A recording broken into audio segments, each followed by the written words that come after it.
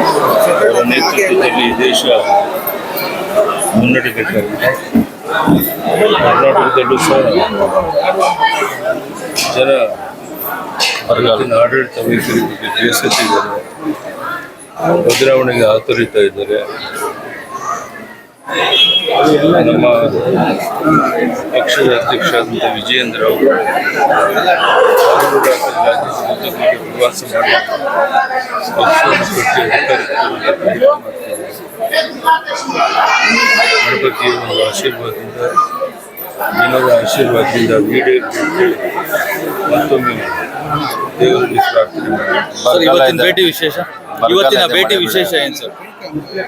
ಅಪರೂಪದ ಒಂದು ದರ್ಶನ ಮಾಡುವಂತ ಬರಗಾಲ ಇದೆ, ಮಳೆ ಬೆಳೆ ಬರಗಾಲ ಇರೋದ್ರಿಂದ ಮಳೆ ಬೆಳೆ ಹಿಂದೆಂದೂ ಕಾಣದ ಭೀಕರ ಬರಗಾಲ, ಮಳೆ ಇಲ್ಲ, ಕೆರೆಕಟ್ಟೆಗಳು ನೀರಿಲ್ಲ, ಜಲಾಶಯ ನೀರಿಲ್ಲ, ಜನ ಸಂಕಷ್ಟದ ಆ ವಿಘ್ನೇಶ್ವರನ ದಯೆಯಿಂದ ಮುಕ್ತಿಯಾಗಿ ಕೆರೆಕಟ್ಟೆಗಳು ತುಂಬಿ ದೇವರಲ್ಲಿ ಪ್ರಾರ್ಥನೆ ಮಾಡ್ತಾರೆ. ಧನ್ಯವಾದ ಸರ್. ರಾಜ್ಯ ಸರ್ಕಾರ ಬರಗಾಲನ ಎದುರಿಸ್ತಾ ಇದೆಯಾ ಸರ್, ಅಥವಾ ಹೆಂಗೆ ವಿಫಲ ಆಗಿದೆ? ಆ ಬಗ್ಗೆ ಯಾವುದೇ ಚಿಂತನೆ ಇದುವರೆಗೂ ಮಾಡಿಲ್ಲ.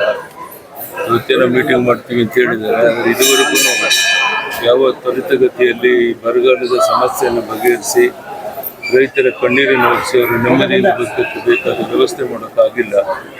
ಎಲ್ಲ ಕಡೆ ಕುಡಿಯುವ ನೀರಿನ ಹಾಕಲು ಪ್ರಾರಂಭ ಆಗಿದೆ.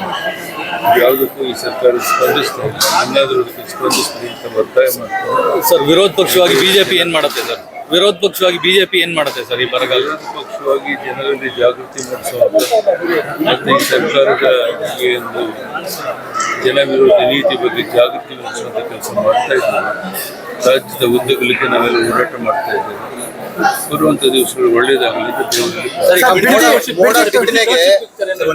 ಬಿಡದಿ ಟೌನ್ಶಿಪ್ ವಿಚಾರದ ನಿಮ್ ಬಿಜೆಪಿ ಸ್ಟ್ಯಾಂಡ್ ಏನಿದೆ? ಜೆಡಿಎಸ್ ಪ್ರತ್ಯೇಕ ಹೋರಾಟ ಮಾಡ್ತಾ ಇದೆ.